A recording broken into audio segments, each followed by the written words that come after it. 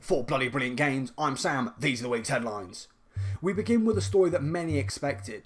Google has revealed that its online game streaming service Stadia will shut down early next year.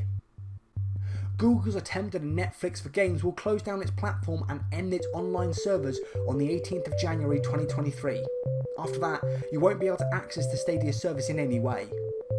As for your games and hardware, Google is offering refunds, quote, for all Stadia hardware purchases, Stadia controllers, Founders Edition, Premium Edition, and Play and Watch with Google TV packages through the Stadia store, according to an FAQ posted by Google. It seems like the only aspect of Stadia that won't be refunded are Stadia Pro subscriptions. However, you will, quote, be able to continue playing your games in Pro without further charges until the final wind-down date. If you're one of the few Stadia players and hoping to get a refund on your hardware, Google says most hardware purchases made directly from Google will not require you to return your hardware. The company intends to have the majority of refunds processed by Stadia's 18th of January shutdown date.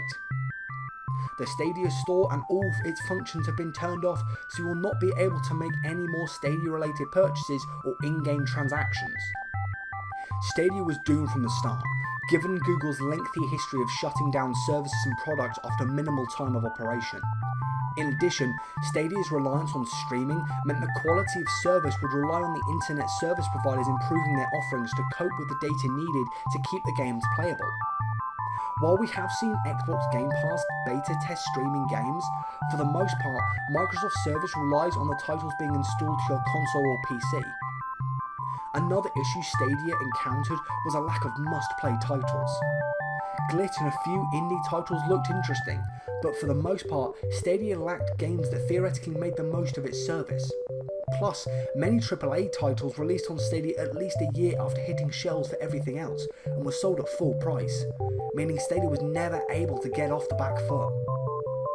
A quick update on gory FPS Scorn. Publisher Kepler Interactive and developer Ebb Software have revealed that Scorn's release date has changed, moving up 1 week earlier in October. The title will now release on the 14th of October instead of the previously announced 21st of October release date. As for why, the team hasn't said. However, a new teaser for the game is titled You've Waited Long Enough, so perhaps the studio simply wants to get the game into players' hands sooner. Next, Sackboy A Big Adventure, the 3D platformer that released for the PS4 and PS5 in 2020, is set to release on the PC on the 27th of October 2022. The news was revealed in a trailer for the game, which Sony's Latin American YouTube account appears to have published early, with the announcement later being confirmed by Sony in a blog post, which featured system requirements and PC screenshots for the title. Details have been revealed for E3's 2023 revamped format, which will see separate business and consumer events split between 4 days in June. E3 2023 will be the show's first in-person event in 4 years, and will officially run from Tuesday the 13th of June until Friday the 16th, organiser Repop announced on Monday. As announced earlier this year, Repop is officially taking over the running of the flagship event from the Entertainment Software Association. Under the revamped format, the first 2 days of E3 2023, the 13th to the 14th of June, will be reserved exclusively for business. The third day, Thursday the 15th of June, will welcome both business and consumer visitors, while the final day, Friday the 16th, will be dedicated to consumers. Finally this week, the PS Plus and Xbox Games with Gold titles for the month of October have been revealed. On Sony's side, you can get die-cast stunt racer Hot Wheels Unleashed until the 31st of October. You'll also have until then to grab NetherRealm's DC Fighter Injustice 2 and Matrix Simulator FPS Superhot for your PlayStation. As for Xbox owners, you can get 5 Live Studios Windbound until the 31st, and Bomber Crew Deluxe from the 16th of October until the 15th of November. Double Kick Heroes will remain available on Games with Gold until the 15th of October to sweeten the deal. It was previously announced in July by Microsoft that as of the 1st of October, Xbox 360 titles will no longer be included in the Games with Gold service. Before we go, a quick roundup of the notable releases from the past week. FIFA 23 launched on the 27th for all major platforms.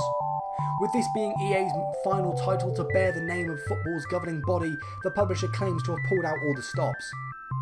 The Xbox One and PlayStation 4 versions at the time of talking are yet to be reviewed, but the Xbox Series port from 8 aggregated outlets received 80%. The PS5 version from 31 reviewers averaged 78%, and the PC release from 3 publications averaged 76%.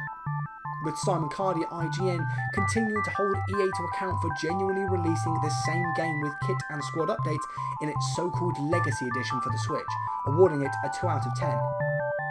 Also dropping on the 27th was MoonScars on all major platforms. At the time of publication, only the PS5 and PC releases have been reviewed. The PS5 version from 5 outlets scored an average 73%, while from 11 publications the PC release scored an average 75%. The 29th saw developer spring-loaded Let's Build a Zoo arrive on Switch, with it scoring an average 74% from 4 reviews. Finally, Valkyrie Elysium released on the PS4 and PS5 on the 29th. At the time of talking, only the PS5 version has been reviewed, with 12 outlets scoring the action RPG an average 65%, with highs of an 80 from CG Magazine and Attack of the Fanboy, but a low of a 45 from Destructoid. With all that said, we've reached the end of this week's episode.